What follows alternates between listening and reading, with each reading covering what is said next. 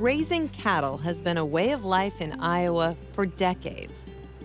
Though we've seen a lot of changes, cattle still outnumber people here, and the industry contributes over 5,000 jobs to our economy. For the most part, it's still a family affair. 97% of cattle farms nationwide are family-owned and operated. Beth Cathcart is the fourth generation in her family to raise cattle on these rolling hills in northwest Iowa. Before returning to this farm near Lynn Grove several years ago, she left to pursue a career in graphic arts. I went screaming off of this farm at age 17 and didn't really intend on coming back.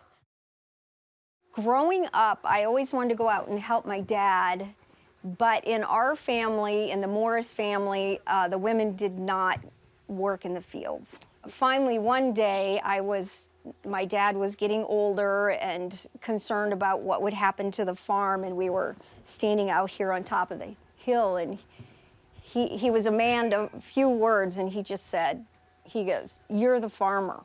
And I said, "Yep." Come, boss!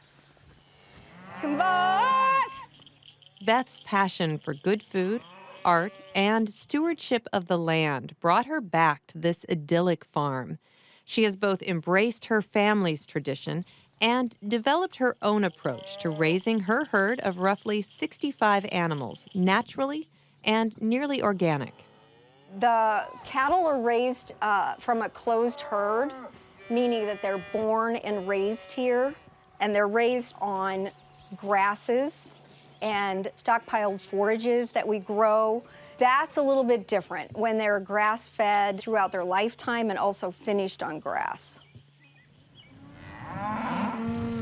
Conventionally raised cattle spend the latter part of their lives in a feedlot on a corn and soybean-based diet. Beth chooses to farm this way because she thinks that it makes sense for the animals and the environment. This is a way of life. You know, it's more than a job. This is how we live, you know. Come, boss! I enjoy raising the calves up from birth, and especially the beefy boys, as we call them, and creating a nutritionally dense food product for people. Come on, babies!